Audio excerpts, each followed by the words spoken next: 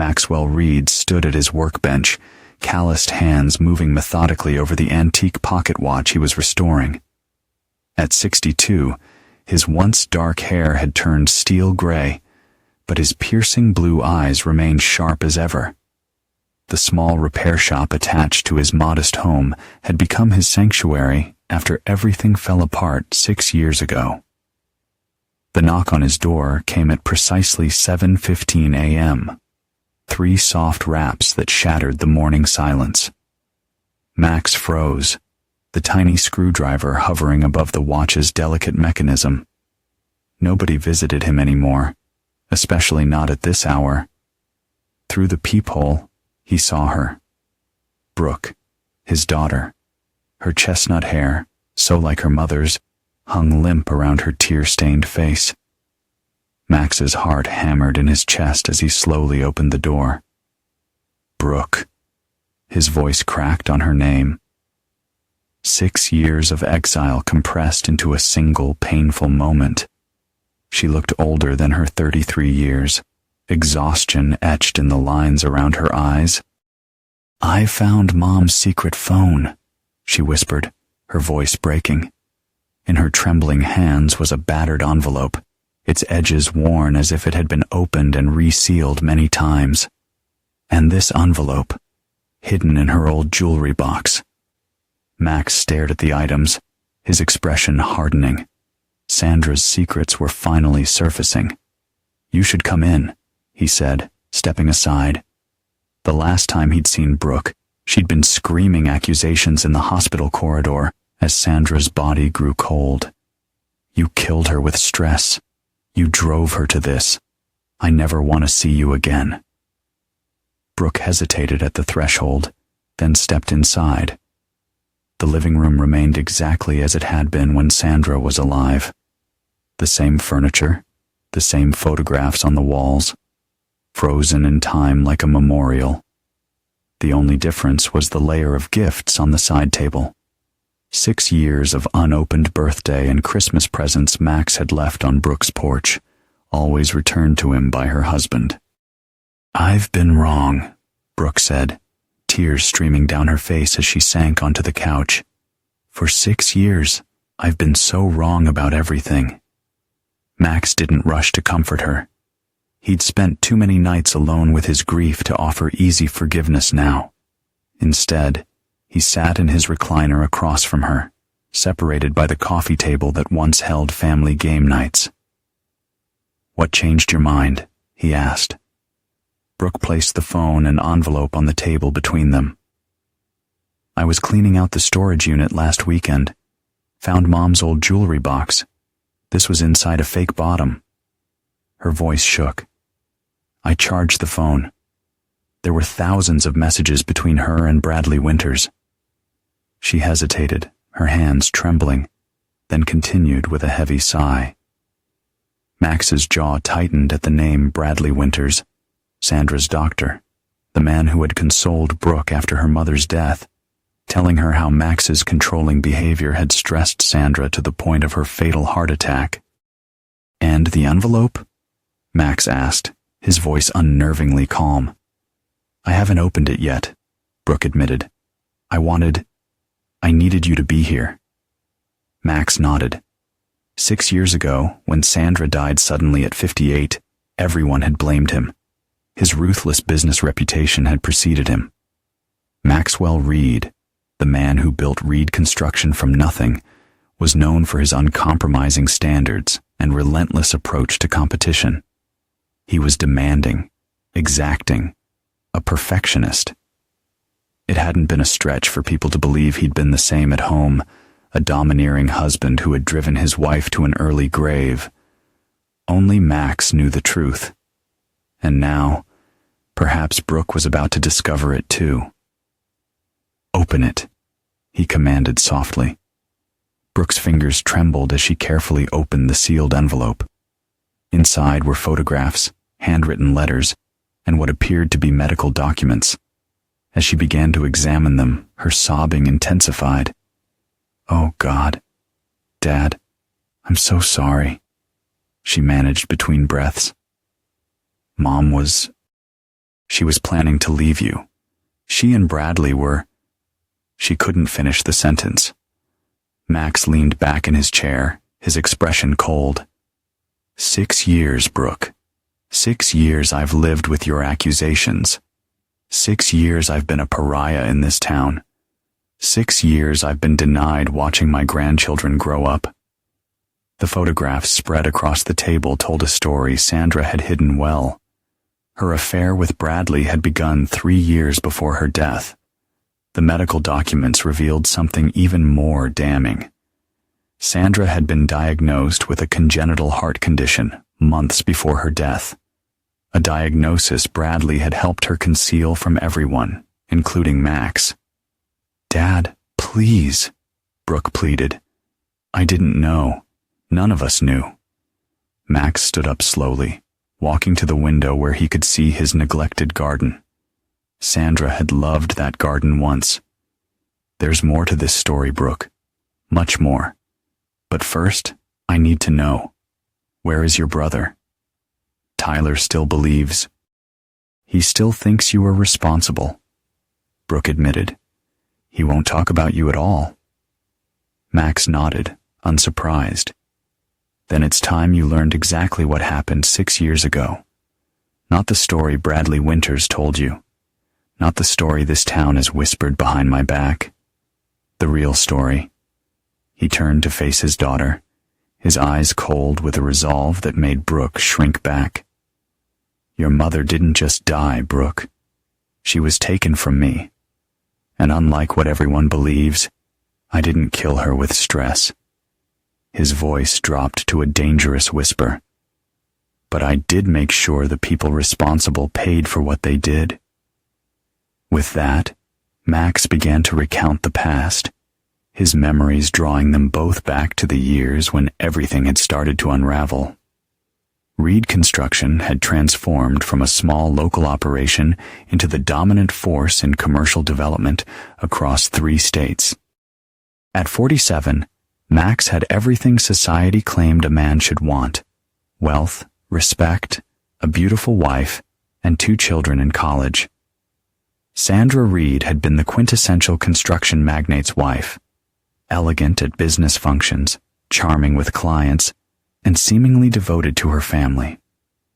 Their sprawling craftsman home in the prestigious Lakeview neighborhood was featured in regional magazines, with Sandra's interior design choices praised for their sophistication. "We were the perfect couple," Max explained to Brooke, pouring himself a finger of bourbon despite the early hour. "At least that's what everyone saw." Brooke sat rigid on the couch, the damning evidence of her mother's deception spread before her. "What was it really like?" she asked quietly. "Your mother was unhappy for a long time," Max said matter-of-factly. "She wanted more than I could give her." The cracks had begun to show in their 23rd year of marriage. Sandra's spending had increased dramatically. Designer clothes, exclusive spa retreats, spontaneous trips to visit old college friends. Max, consumed with major projects that kept Reed Construction competitive, had initially dismissed the warning signs. "I thought she was having a midlife crisis," he said, swirling the amber liquid in his glass. "I tried to give her space, thinking she'd work through it. I was a fool." The first concrete evidence had come from an unlikely source: Wendy Tillman, the wife of Max's project manager. She'd seen Sandra at an upscale restaurant in Asheville, 2 hours from their hometown, intimately entwined with a man Wendy didn't recognize. "Wendy debated whether to tell me," Max continued. "She finally decided she would want to know if it were her husband." Brooke winced. "How did you confront Mom?" Max laughed, a cold sound, devoid of humor. "I didn't, not immediately. In business, I learned never to show my hand until I had all the facts." His eyes hardened.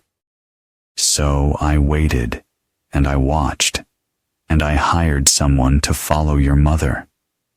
The private investigator's reports had been comprehensive. Sandra met Bradley Winters every Tuesday and Thursday at a rental property he owned outside of town. Their affair had been going on for over 3 years by that point. "Did it hurt?" Brooke asked, her own pain evident in her voice. "Not as much as you might think," Max admitted.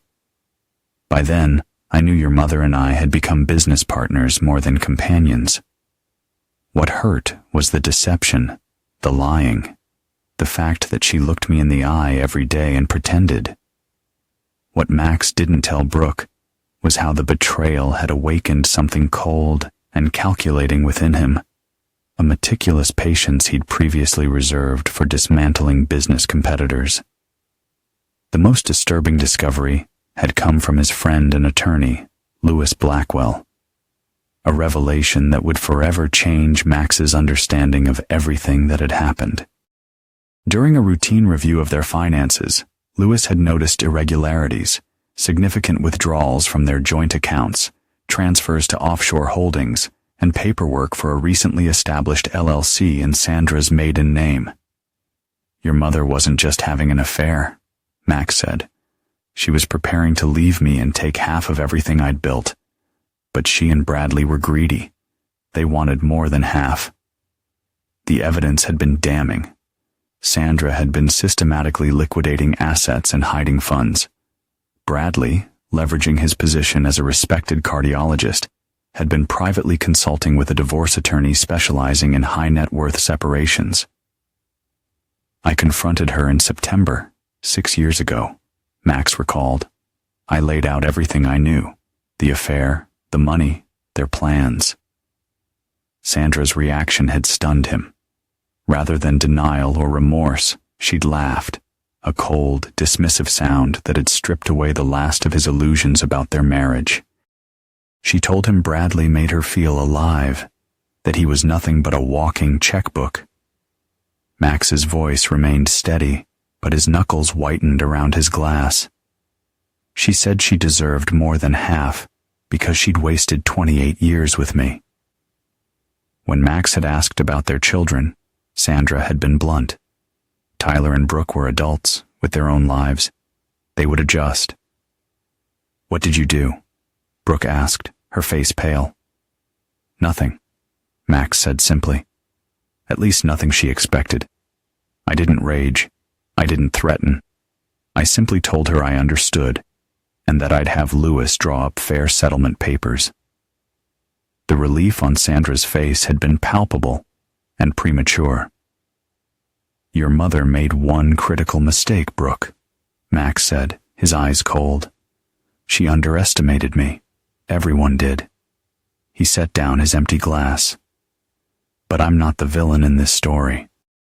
I'm simply the man who refused to be a victim."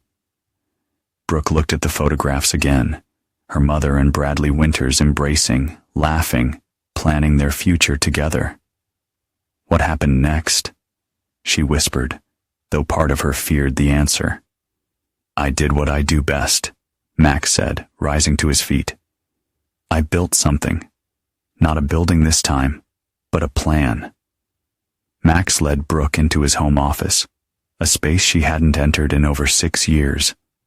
Unlike the rest of the house, which remained frozen in time, this room had transformed.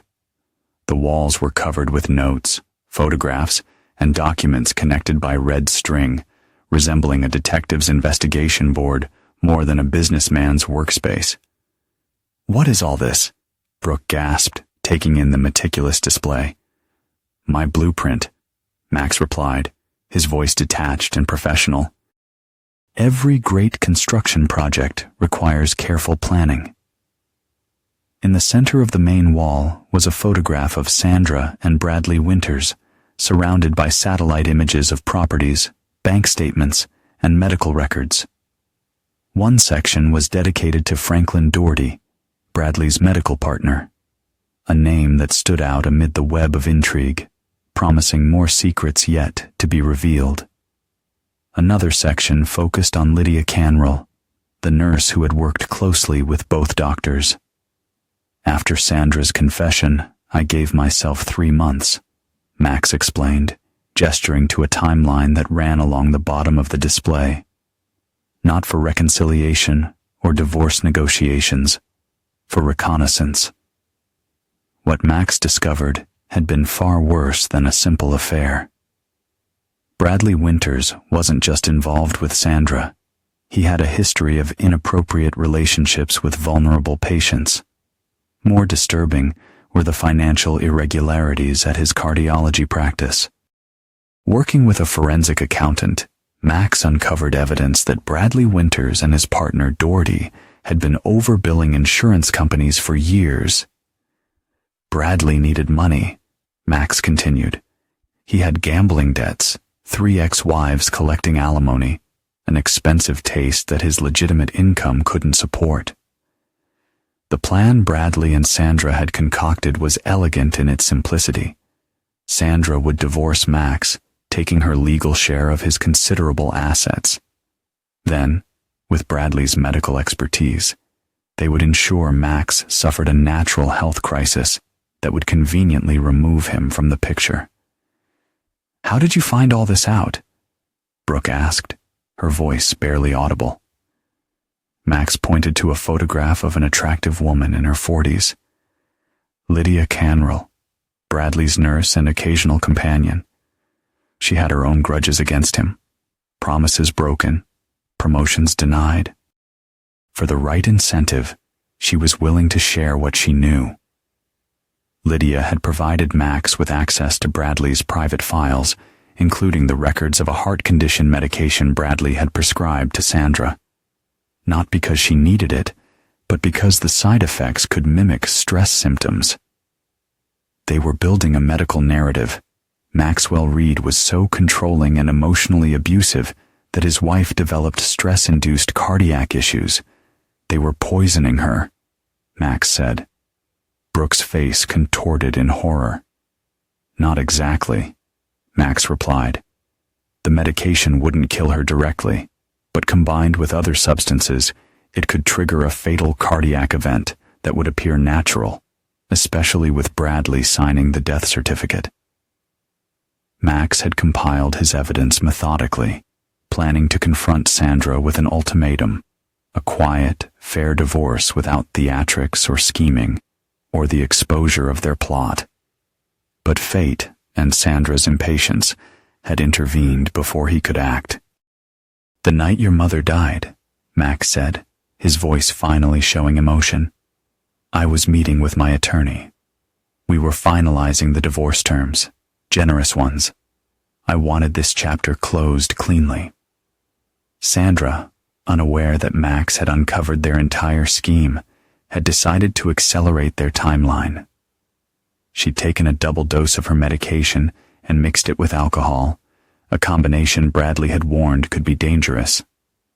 Her plan was to call Bradley, complaining of chest pains, have him document it as stress-related, and use the medical incident as leverage in divorce proceedings.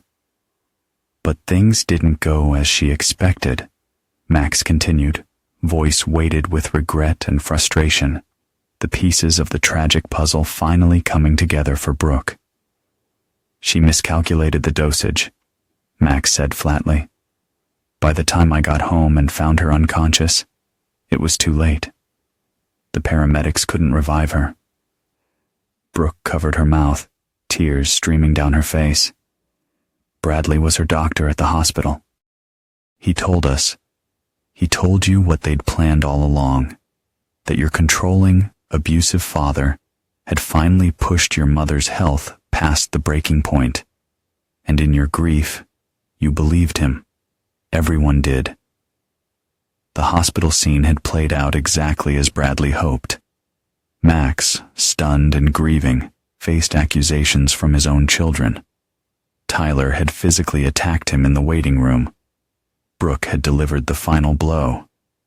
"You killed her with stress. I never want to see you again." Within days, Max had been transformed from a respected businessman to a pariah. Bradley Winters, the grieving doctor who had tried to save Sandra, became the shoulder Brooke, and Tyler cried on. The perfect cover for a man who had been planning to steal another man's wife. wealth, and ultimately, his life. After the funeral, once everyone had abandoned me, I made a decision, Max said, his voice regaining its coldness. Sandra was beyond justice, but Bradley Winters wasn't. The wall behind Max's desk held the second phase of his blueprint, a meticulously planned destruction of Bradley Winters and everyone who had helped him. "So this is what you've been doing for 6 years," Brooke whispered. "Planning revenge." "Not planning," Max corrected, a thin smile forming on his lips. "Executing, patiently, methodically, the way I built my business." He pointed to another photograph. Bradley Winters today, no longer the confident, handsome doctor who had seduced Sandra. Now he appeared haggard, aged beyond his years, with the haunted look of a man watching his life crumble piece by piece. "What did you do to him?" Brooke asked, both horrified and fascinated. "I didn't do anything illegal," Max replied. "If that's what you're asking, I simply made sure he received exactly what he deserved. Justice served cold." Max turned to his daughter, his eyes glacial. "And now that you've returned, it's time for you to learn the final chapter of this story." The summer after Sandra's death marked the beginning of Maxwell Reed's calculated vengeance. While the town whispered about the grieving widower who had driven his wife to an early grave, Max retreated from public life, a move everyone interpreted as shame or guilt. In reality, it gave him the privacy he needed to set his plans in motion. The first rule of demolition, Max explained to Brooke as they sat in his kitchen, is to identify the load-bearing structures. Remove those, and everything else collapses naturally. Brooke clutched her coffee mug, her knuckles white. The revelations about her mother had left her reeling, but her father's cold demeanor frightened her more. She took a deep breath, steeling herself for what was to come. "And what were Bradley's load-bearing structures?" she asked, her voice barely above a whisper. The warm, tough, but fair man Brooke had grown up with had been replaced by someone calculating and remorseless.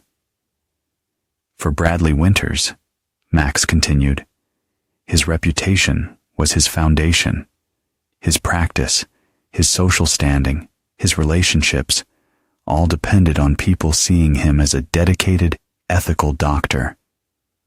Max's first move had been subtle.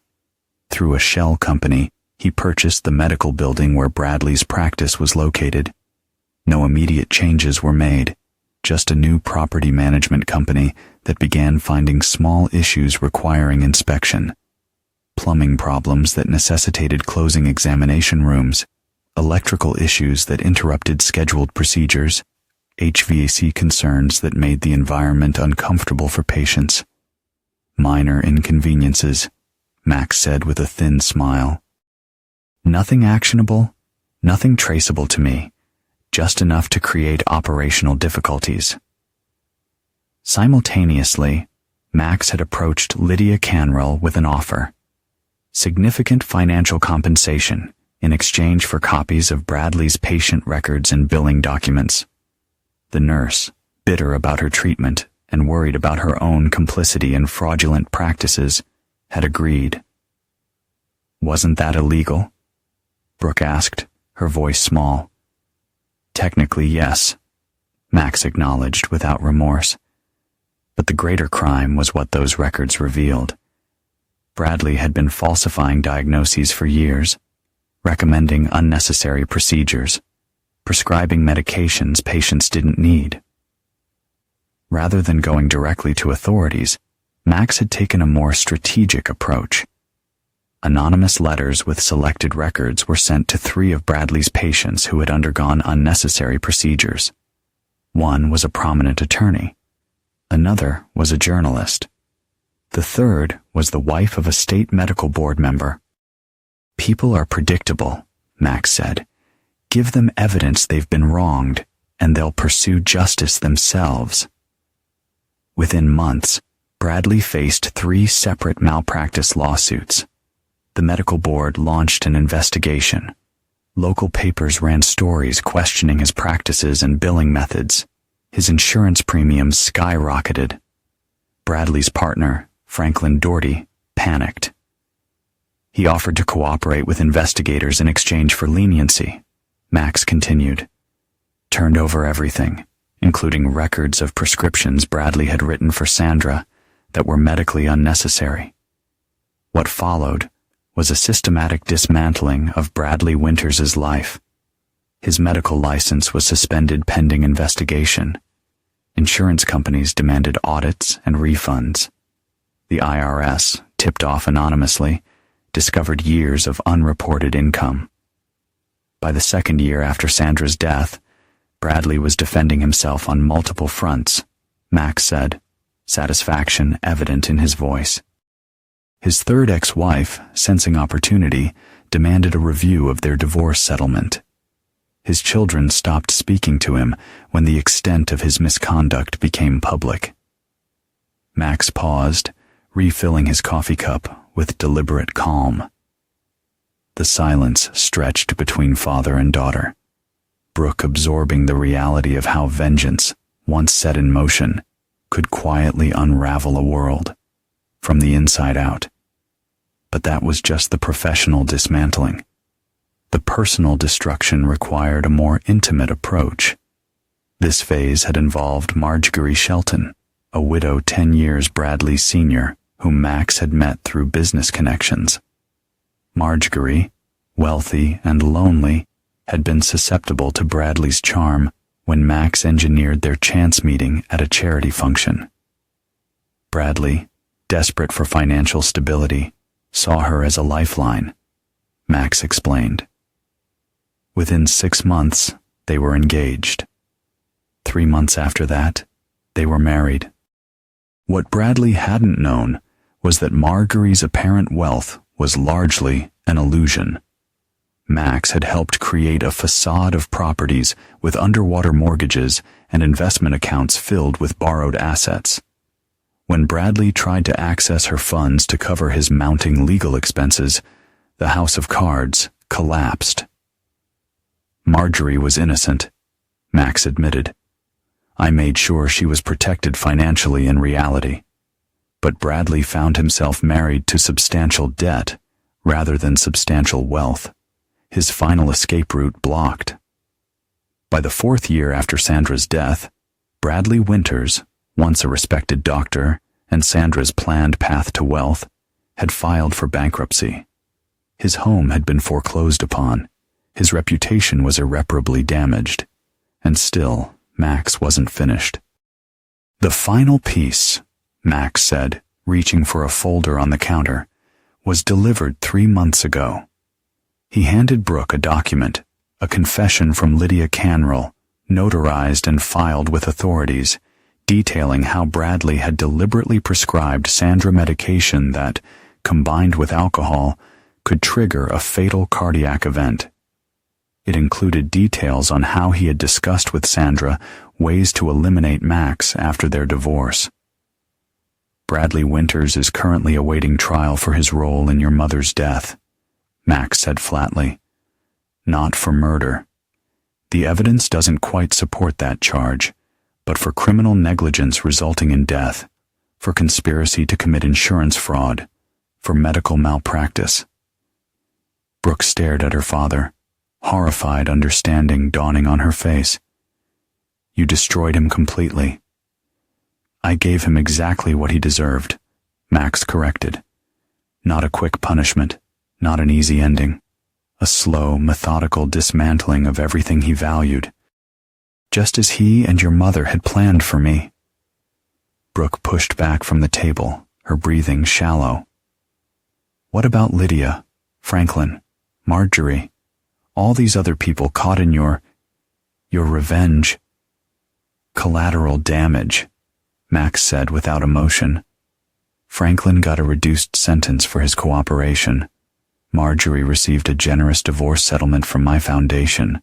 And Lydia, He paused. Lydia made her choices. She's living with the consequences. And what about us? Brooke whispered. Your family? Were we just collateral damage too?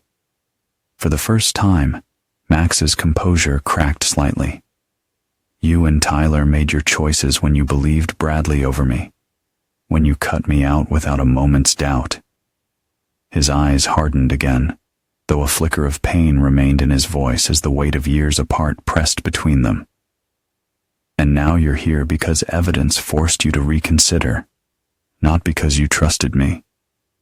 Max stood, gathering the coffee cups. There's more to this story, Brooke. Much more.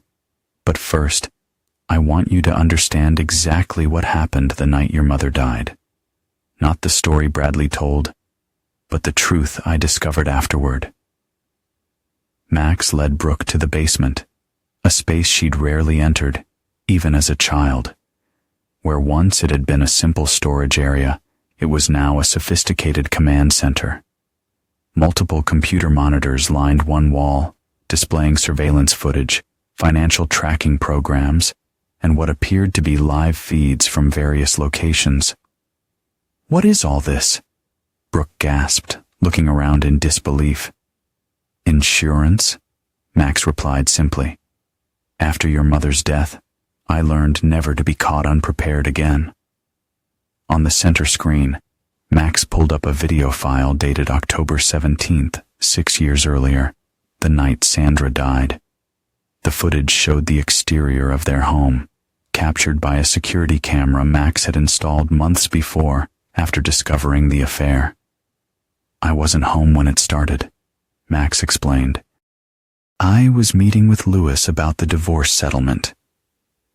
The timestamp showed 7:42 p.m., when Bradley Winters's Audi pulled into the driveway. He entered using a key Sandra had given him, carrying what appeared to be a medical bag. He remained inside for 23 minutes before leaving, his expression grim but determined. I had no idea he'd visited that night until I checked the footage later, Max said. By then, it was too late. Max fast-forwarded to 9:17 p.m., when his own car appeared in the driveway. The camera captured him entering the house, then running out 17 minutes later, phone pressed to his ear, clearly calling for emergency services. I found her on the bathroom floor, Max said, his voice hollow. Unresponsive. The paramedics arrived within minutes, but they couldn't save her. The footage continued, showing the ambulance arrival, Sandra being wheeled out on a stretcher, and Max following, visibly distraught. What happened next was even more disturbing, Max said, pulling up another file. Bradley Winters arriving at the scene, ostensibly as the responding cardiologist, consoling Max with a hand on his shoulder while emergency personnel worked frantically to revive Sandra. He knew exactly what was happening, Max said, his voice tight with controlled rage. He'd been there earlier. He knew what she'd taken. Brooke covered her mouth, tears streaming down her face. He let her die. Worse, Max replied, pulling up another file. An autopsy report he'd commissioned privately after Sandra's official cause of death was listed as cardiac arrest. Your mother had lethal levels of her heart medication in her system, combined with a sedative not prescribed to her. The combination triggered the heart attack. The implications hung heavy in the basement air. Are you saying Bradley killed her? Brooke whispered. Max's expression remained coldly neutral.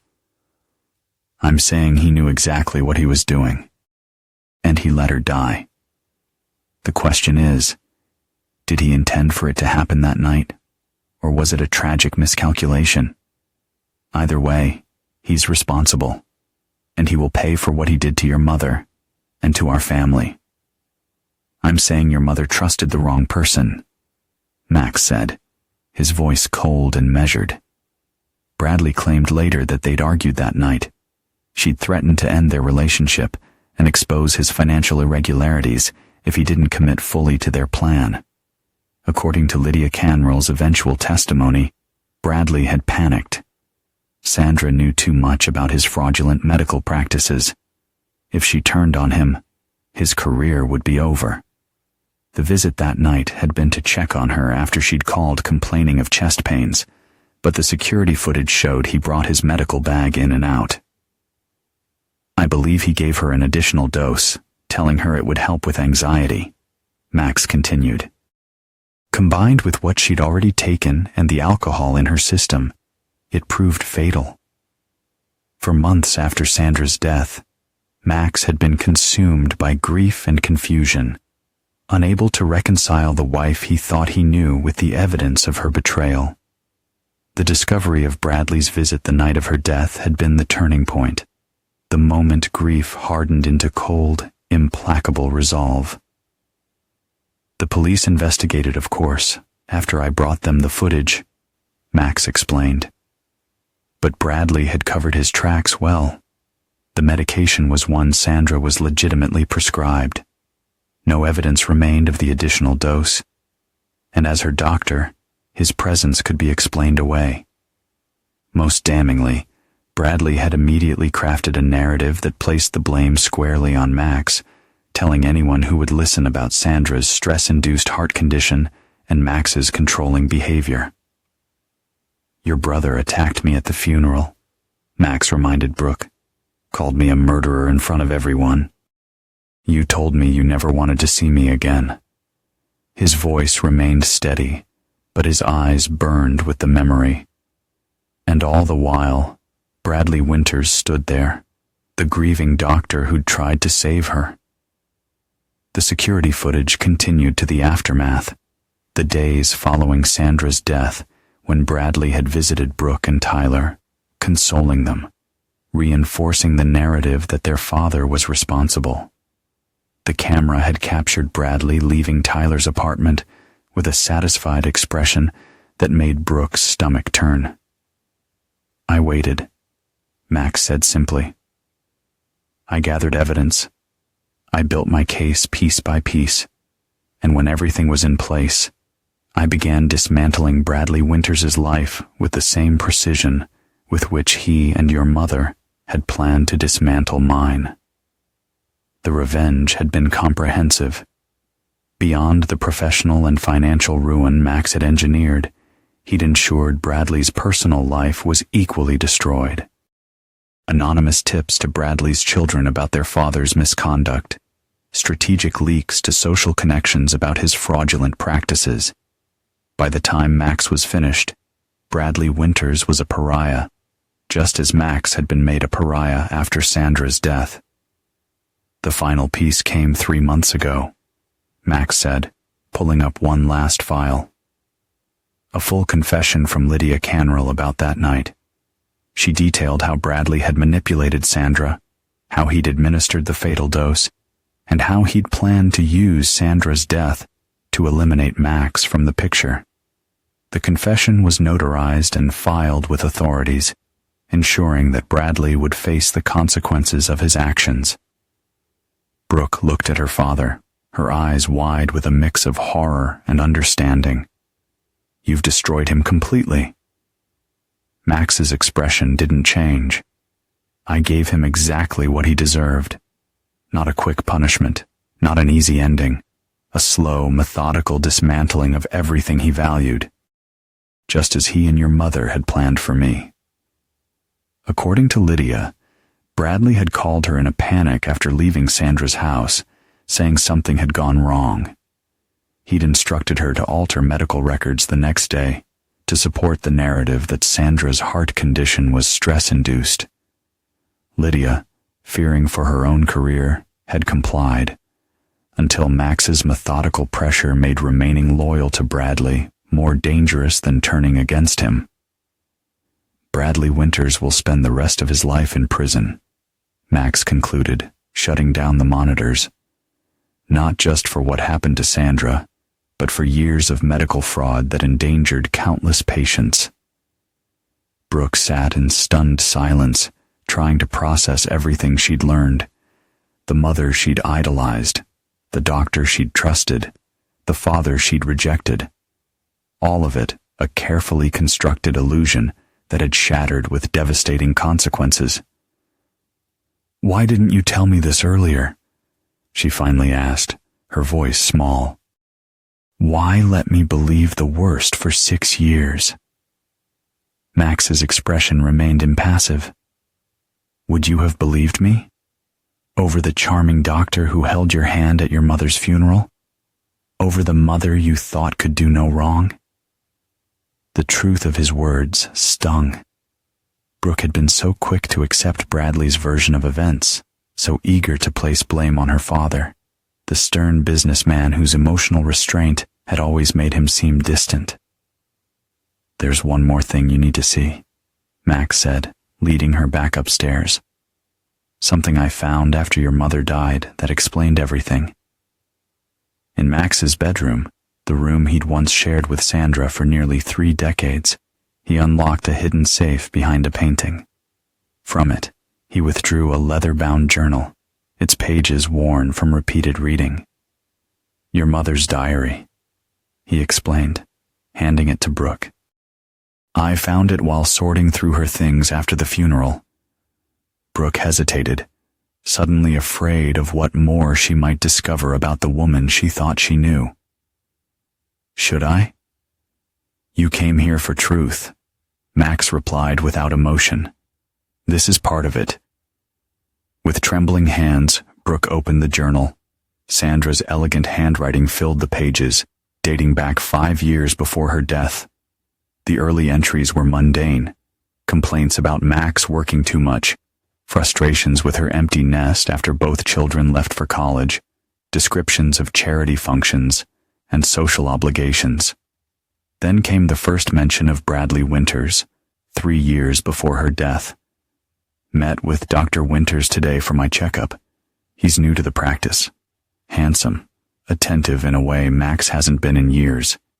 He actually listens when I talk." The progression was textbook: innocent admiration evolving into flirtation, then into a full-blown affair.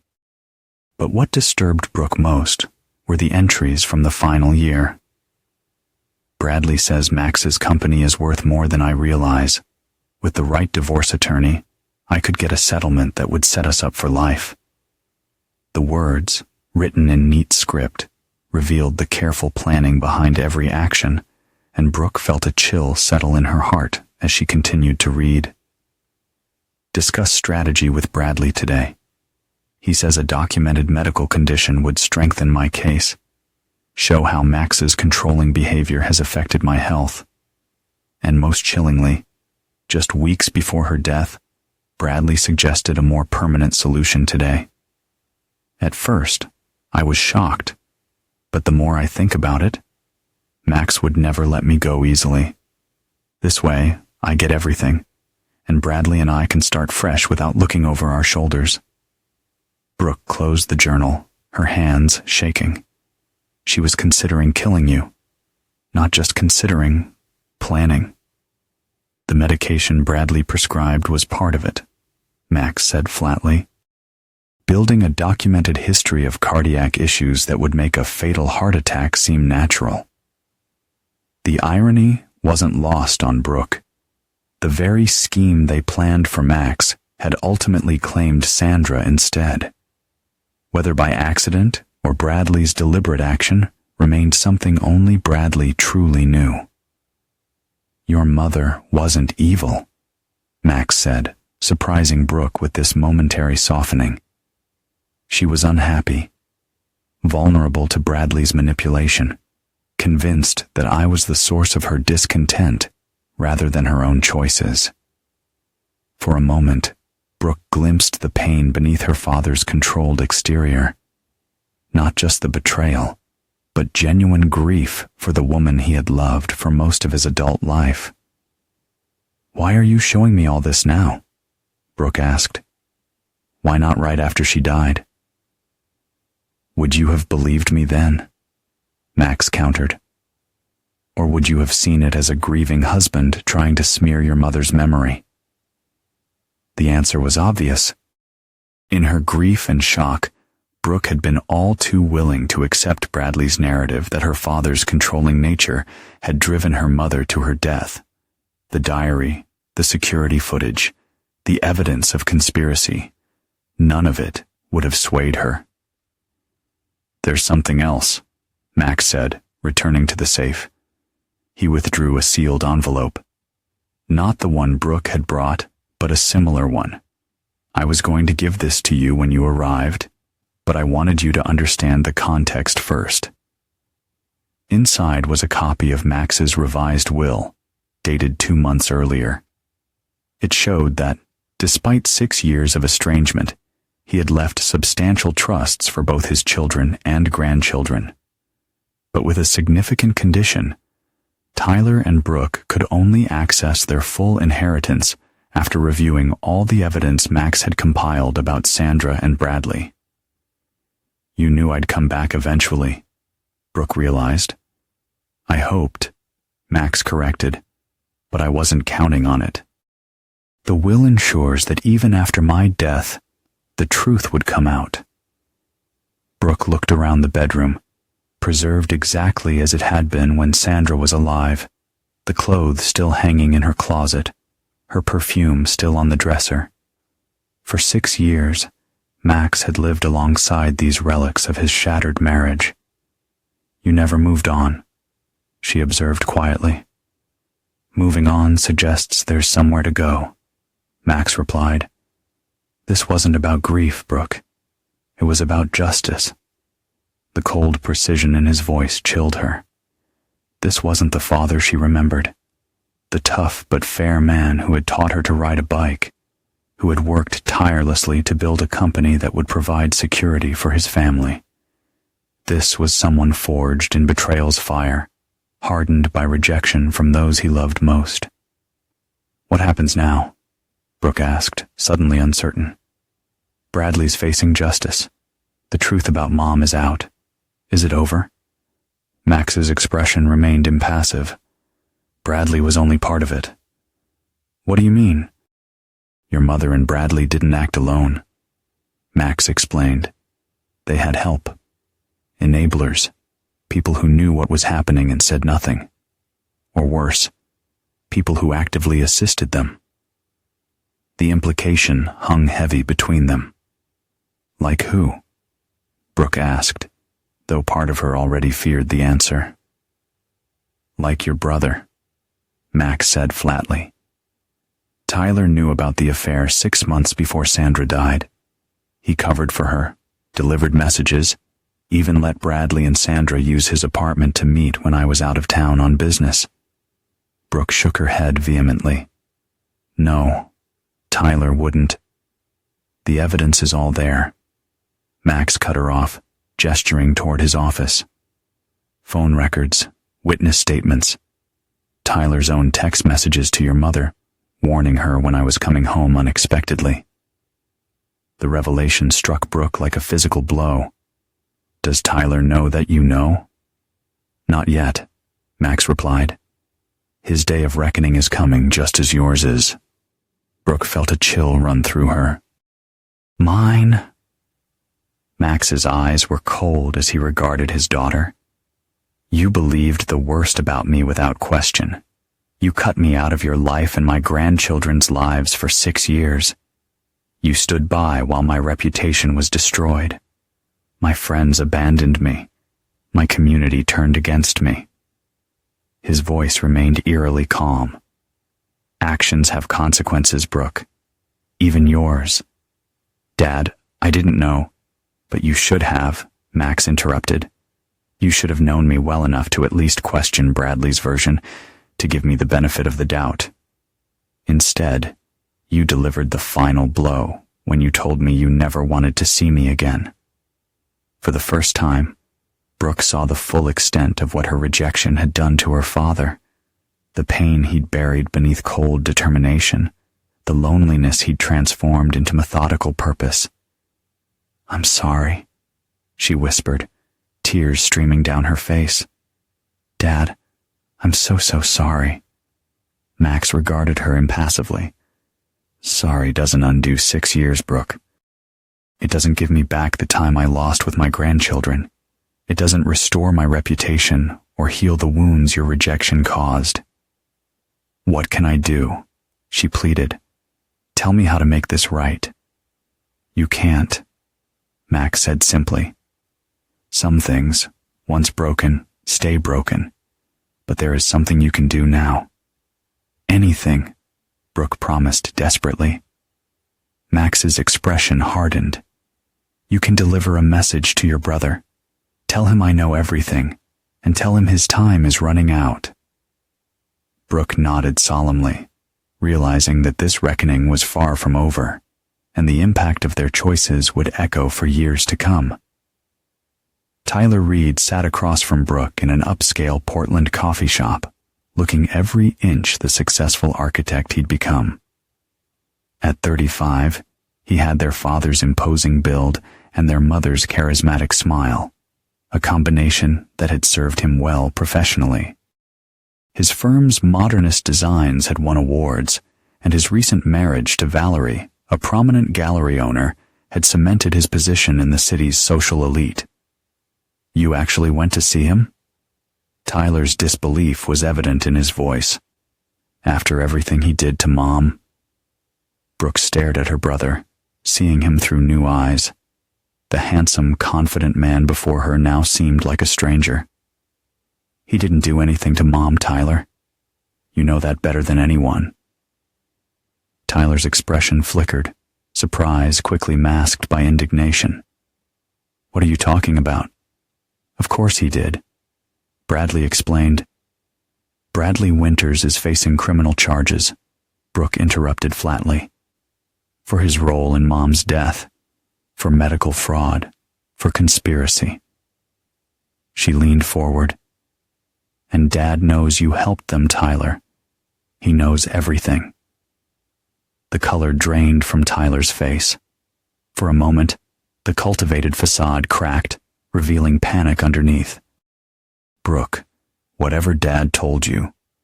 He showed me evidence, she continued relentlessly. Security footage, phone records, text messages between you and Mom, your apartment key being used when you were out of town. She slid her mother's secret phone across the table. And this, Mom's messages to Bradley, arranging meetings at your place, discussing how you were helping them coordinate. Tyler stared at the phone as if it were a venomous snake. You don't understand, he finally said, his voice barely audible. It wasn't like that. Then explain it to me, Brooke challenged. Explain how my brother, who spent the last 6 years calling our father a murderer, was actively helping Mom and Bradley plan to destroy him. Tyler ran his hands through his hair, a nervous gesture he'd had since childhood. I didn't know their whole plan, Brooke. I swear. Mom just said she was unhappy, that she'd found someone who appreciated her. She said Dad was controlling her finances, that she needed my help to get some independence. And you believed that? Brooke's voice cracked with emotion. Dad, who paid for your college, your graduate school, who co-signed the loan for your first office? You believed he was financially abusing Mom. That's not true, Brooke countered. Mom had her own accounts. She spent thousands on clothes, trips, whatever she wanted. Dad never controlled her spending. That's not how she described it, Tyler insisted, but doubt had crept into his voice. Always living in his shadow, having to ask permission for every purchase, being questioned about every expense. No, I imagine it wasn't, Brooke said, her voice cold. But you chose to believe her lies over Dad's truth. You chose to turn your back on him, to call him a murderer, to cut him out of our lives. And for what? To be a pawn in their game? Tyler's eyes flashed with anger. I did what I thought was right. I stood by Mom. And now look where it's gotten you, Brooke said, her voice heavy with disappointment. Complicit in their crimes, facing the consequences of your actions. Dad knows everything, Tyler. And he's not going to let this go. You need to face the truth, and you need to make this right. Tyler's expression darkened, but Brooke could see the wheels turning in his mind. The facade was crumbling, and the reality of his choices was sinking in. I can't believe this is happening, he muttered, more to himself than to Brooke. You should have known better, Brooke said softly. You should have known Dad better. But it's not too late to fix this. Talk to him, Tyler. Tell him the truth. Maybe, just maybe, there's a way to make this right. Brooke agreed coldly. Just like she probably didn't tell you she and Bradley were plotting to take everything from Dad after the divorce. Or that they discussed having him eliminated permanently if he fought too hard against their plans. Tyler's face paled further. That's not possible. Mom wouldn't. I read her diary, Brooke said. I saw the evidence. Mom and Bradley weren't just having an affair. They were conspiring to destroy Dad financially, legally, and ultimately physically. The siblings sat in tense silence as Tyler struggled to process this information. Even if that's true, he finally said, I didn't know about any of that. I just thought I was helping Mom get some space from a difficult marriage. By letting her use your apartment for an affair? Brooke's voice dripped with skepticism. By lying to Dad about where she was? By attacking him at the hospital before Mom was even declared dead? Guilt flashed across Tyler's face. Bradley called me first, he admitted quietly. Before the ambulance even reached the hospital, he told me Dad had been berating Mom, that she'd collapsed from the stress, that he was trying to save her, but it might be too late. He looked down at his hands. I was so angry when I got there. I didn't even wait for an explanation. The manipulative brilliance of Bradley's strategy wasn't lost on Brooke. By poisoning the children against their father immediately, he'd ensured Max would have no familial support during the investigation that followed, making him appear more isolated and potentially unstable. Dad has spent 6 years methodically destroying everyone involved in Mom's betrayal, Brooke said, keeping her voice low. Bradley's facing prison. His medical partners have been disgraced. Everyone who helped them has paid a price. She fixed Tyler with a hard stare. Everyone except you. Tyler's breathing had become shallow, his eyes darting nervously around the coffee shop as if expecting Max to appear at any moment. What is he planning to do? He didn't say specifically, Brooke replied. Just that your time is running out. And given what he did to Bradley, she let the implication hang between them. I need to talk to him, Tyler decided, pulling out his phone. Explain that I didn't know. He won't believe you, Brooke interrupted. Not without proof. Tyler hesitated, then lowered his voice. There is something I've kept all these years. Something that might help Dad understand why I believed Mom. He reached into his briefcase and withdrew a sealed envelope, similar to the one Brooke had found in Sandra's jewelry box. Mom gave me this 3 weeks before she died. Said if anything happened to her, I should give it to a lawyer she'd been consulting. After she died, after Bradley told us Dad was responsible, I almost sent it. But something held me back. Brooke accepted the envelope with trembling hands. Inside were photographs, not of Sandra and Bradley, but of Max, with various women in business settings. The images showed Max and the women in close proximity, laughing and appearing intimate. Each photograph was dated and had notes scribbled on the back, detailing the locations and circumstances of the encounters. Brooke's heart sank as she flipped through the images, the implications clear. These look incriminating, she murmured, her voice heavy with disbelief. But they can't be real. Dad would never. Tyler's expression was grim. I don't know what's real or not, Brooke. But Mom believed them. She showed me these and said she had evidence of Dad's infidelities. She said he was cheating on her, that he'd been unfaithful for years. She used these to justify her actions, to make me believe she had no choice but to leave him. I believed her because I trusted her. I trusted her more than I trusted Dad. Some showed him entering hotel conference rooms. Others captured him in restaurants, engaged in what appeared to be intense conversations.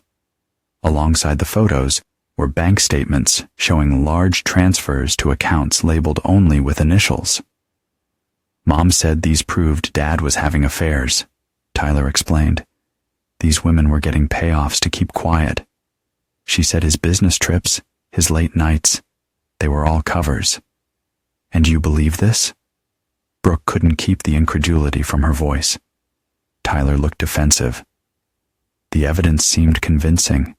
The photos, the money transfers, the timing that matched his business trips. Did you ever ask him about it? Brooke challenged. Try to verify any of it before helping destroy his life? Tyler's silence was damning. Let me guess, Brooke continued, examining the photos more carefully. Bradley helped Mom compile all this, maybe even hired the photographer. Tyler nodded reluctantly. Brooke shook her head in disbelief. Tyler, these women are business associates, clients.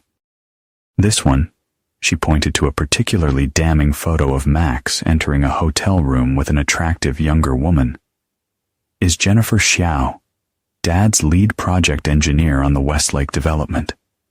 This secret meeting was probably about the contract issues they were having.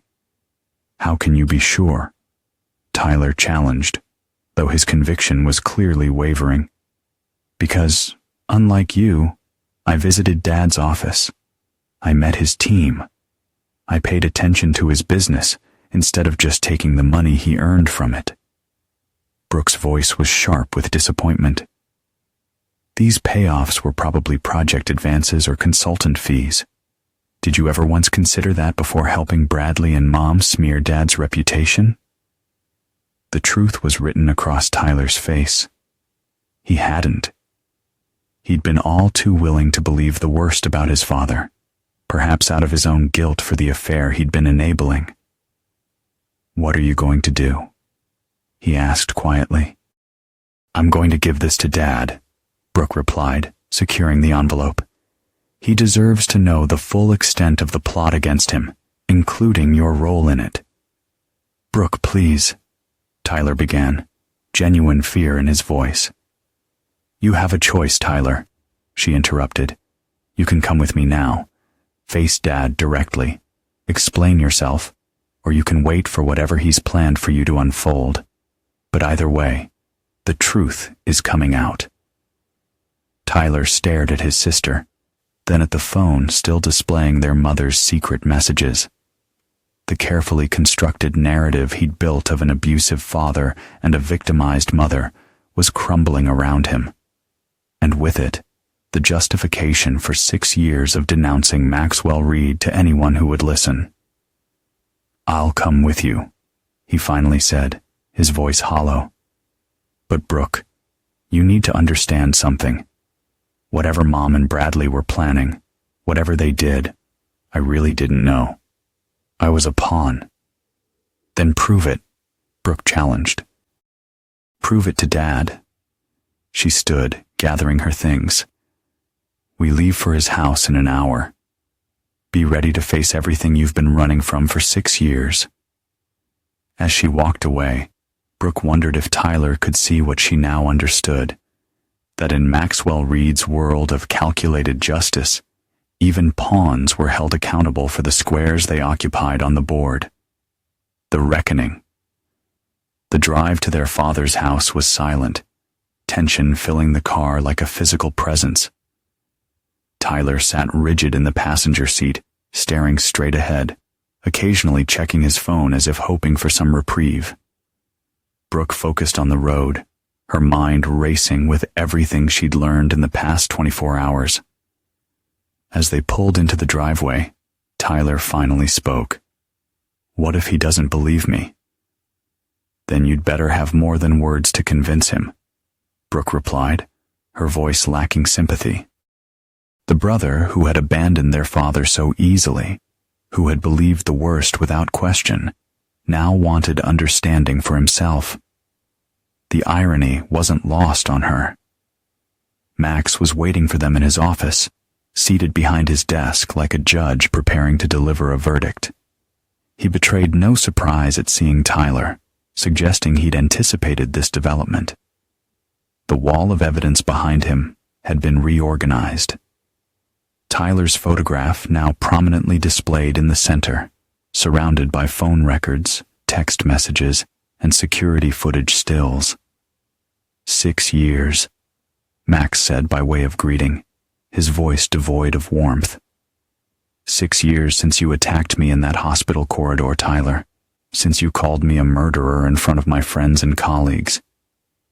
Tyler stood awkwardly in the doorway, visibly intimidated by the comprehensive display of his betrayal.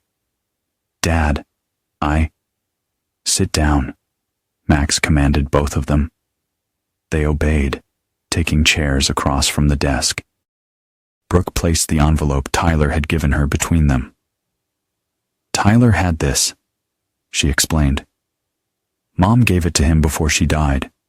It's part of what convinced him to take her side." Max opened the envelope, examining the doctored photographs and financial records with clinical detachment. "Amateur work," he assessed coldly. "Any financial investigator would have seen through this in hours." "I didn't know," Tyler began, his voice unsteady. "Mom said you were having affairs, controlling her money. Bradley confirmed everything. I just wanted to protect her by facilitating her affair." Max's voice remained eerily calm. "By lying to my face for months, by allowing your apartment to become their meeting place?" Tyler flushed with shame. "I made a terrible mistake. I believed the wrong person." "A mistake," Max repeated, the word hanging in the air between them. "A moment of poor judgment. Is that how you'd characterize 6 years of telling everyone who would listen that I drove your mother to her death? 6 years of cutting me out of your life and your children's lives?"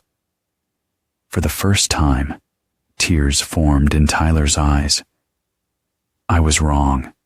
Completely wrong. I can't undo what I did, but I'm asking, begging for a chance to make amends." The gravity of his words echoed in the silence as the weight of their fractured family history pressed down on them all. Max's expression remained impassive. "Your sister brought the same plea yesterday. Sudden remorse surfaces once the evidence becomes incontrovertible." He leaned forward. "But where was that critical thinking 6 years ago? Where was the benefit of the doubt for the man who raised you?" Neither child had an answer. The truth was damning. They had been quick to believe the worst about their father, perhaps because his emotional reserve had always made him seem distant. Perhaps because Bradley and Sandra had played on that insecurity so expertly. "I don't expect forgiveness," Tyler said quietly. "But I need you to know I wasn't part of any plot to harm you. I was manipulated by Mom, by Bradley. But my only crime was believing them." Max regarded his son impassively. "Your only crime? You're an architect, Tyler. You understand that removing a single support beam can collapse an entire structure." He gestured to the evidence wall. "Your betrayal was that beam. Without it, Bradley's narrative about me would have been questioned. With my children standing beside me, his accusations would have faced scrutiny. Instead, your rejection confirmed his story in everyone's mind." The brutal assessment struck Tyler like a physical blow. He hadn't just been manipulated, he'd been weaponized against his own father. "What happens now?" he asked, his voice barely audible. Max opened a drawer and withdrew a thick folder. These are affidavits, statements from everyone involved in Bradley and Sandra's conspiracy. Lydia Canontrell's confession. Financial records showing Bradley's fraud. Medical documents proving he deliberately prescribed dangerous medication combinations to your mother. He slid the folder across the desk. Study it. All of it. Understand exactly what you enabled. Tyler accepted the folder with trembling hands. And then, Max continued, his voice hardening, you will make a public statement. You will acknowledge that you were wrong about me, that Bradley Winters manipulated you, that your mother was not the victim you portrayed her as. His eyes were cold. You will undo the damage you've done to my reputation. I'll do it, Tyler agreed immediately. Whatever you want. That's only the beginning, Max continued. Your architectural firm has prospered, partly due to your story about your poor mother and villainous father. The Reed family tragedy became part of your brand, the devoted son honoring his mother's memory through his designs. Tyler couldn't deny it. His early career had benefited from the sympathy his story generated from clients who wanted to support the young architect whose father had driven his mother to an early grave. You will step down as principal of your firm, Max declared. You will acknowledge that your success was built partly on a lie about me. You will forfeit the Westridge project your firm recently won, a project that should have gone to Reed Construction based on experience alone. The color drained from Tyler's face. For the first time, he understood the true price of his betrayal.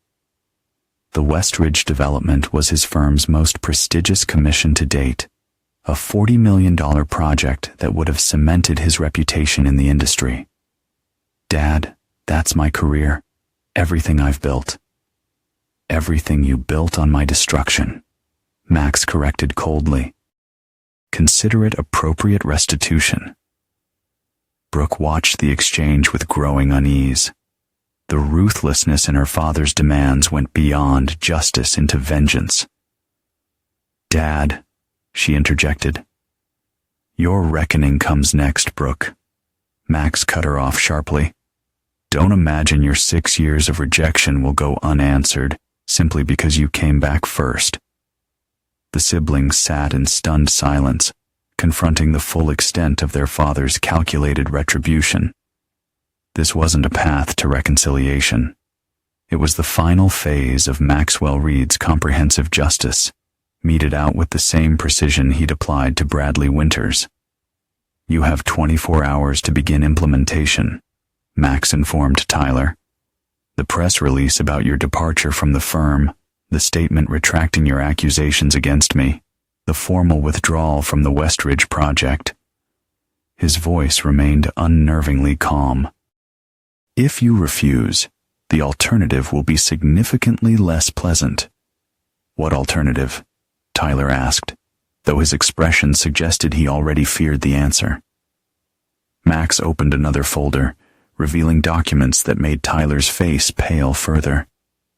Financial irregularities in your firm's books, tax discrepancies that could interest the IRS, building code violations that weren't properly addressed in your Lakeview project.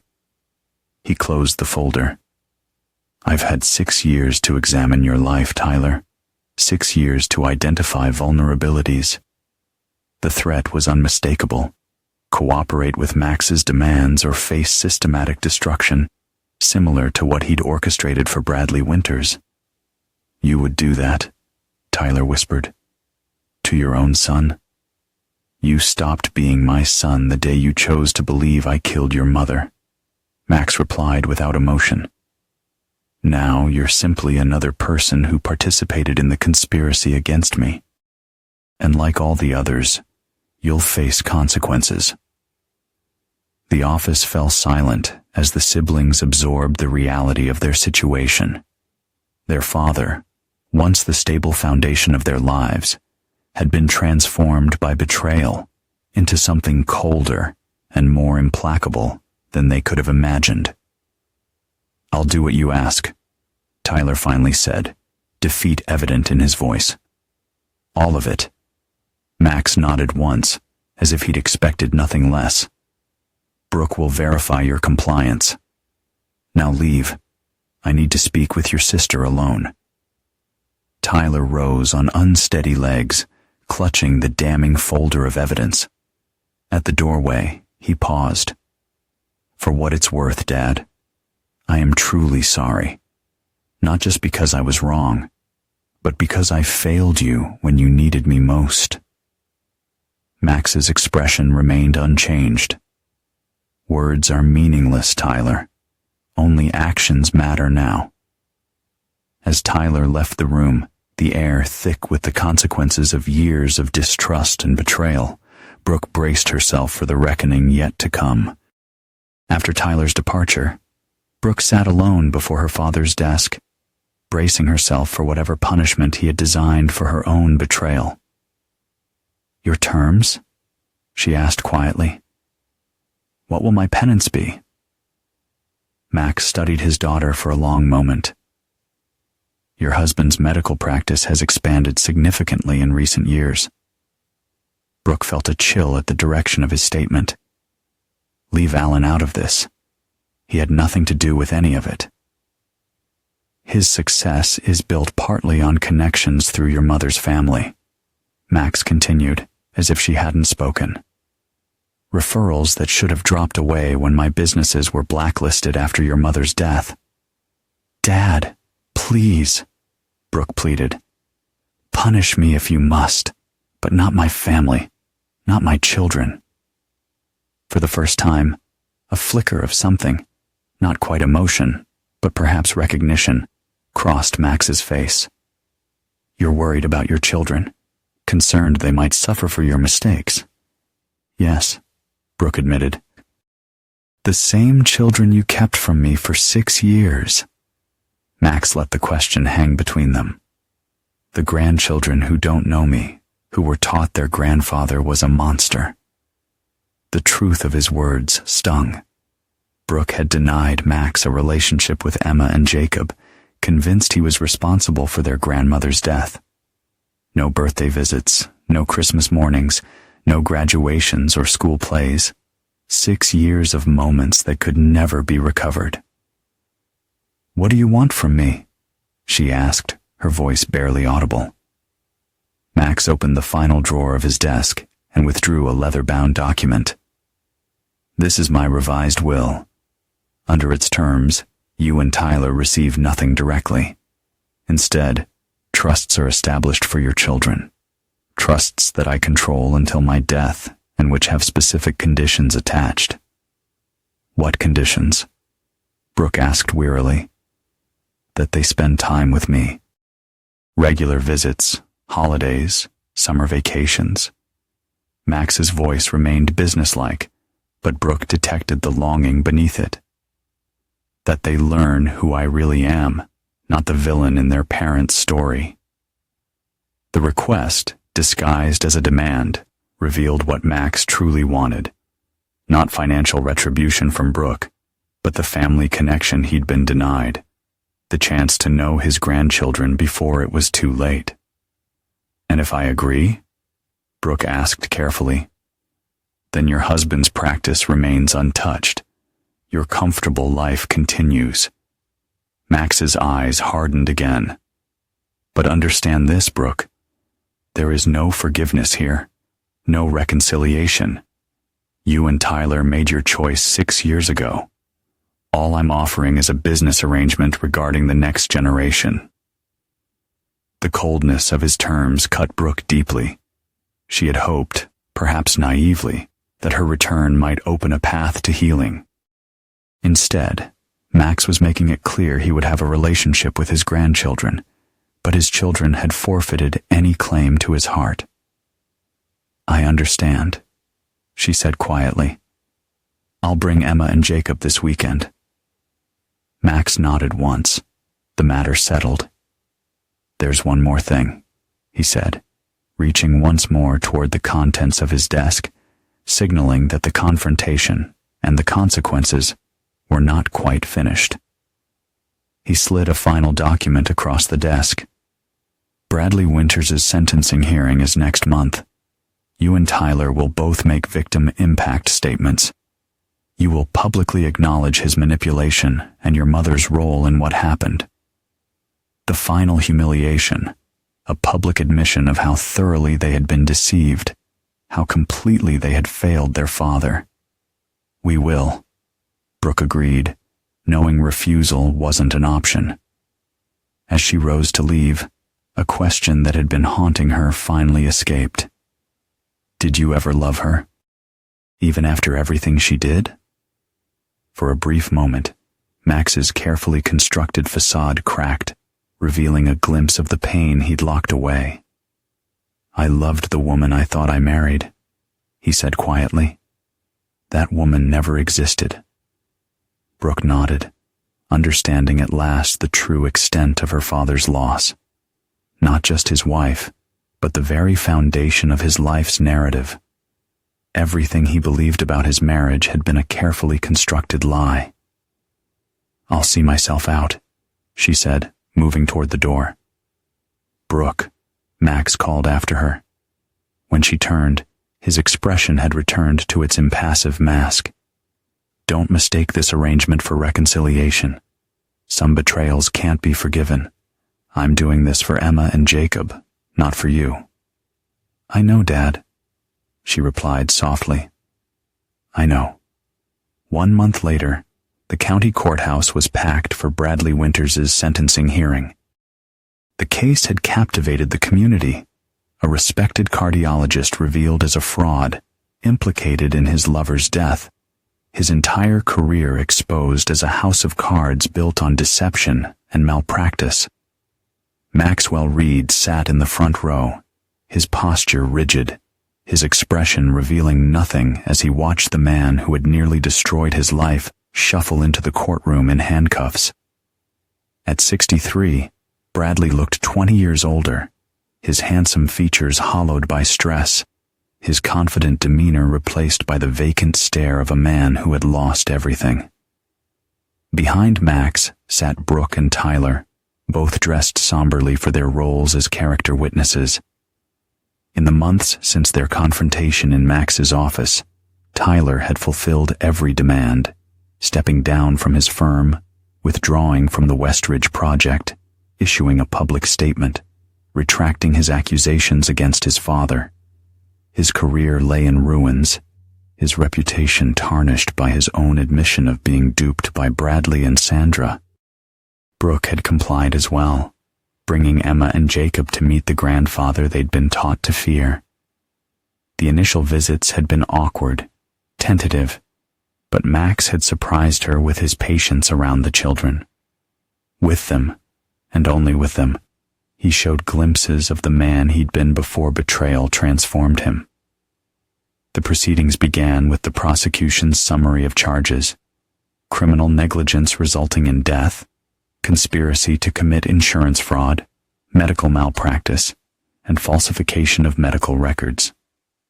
The weight of justice, long in coming, pressed down upon every soul in the chamber. The evidence was overwhelming, bolstered by Lydia Cantrell's detailed testimony about Bradley's pattern of misconduct with Sandra and other patients.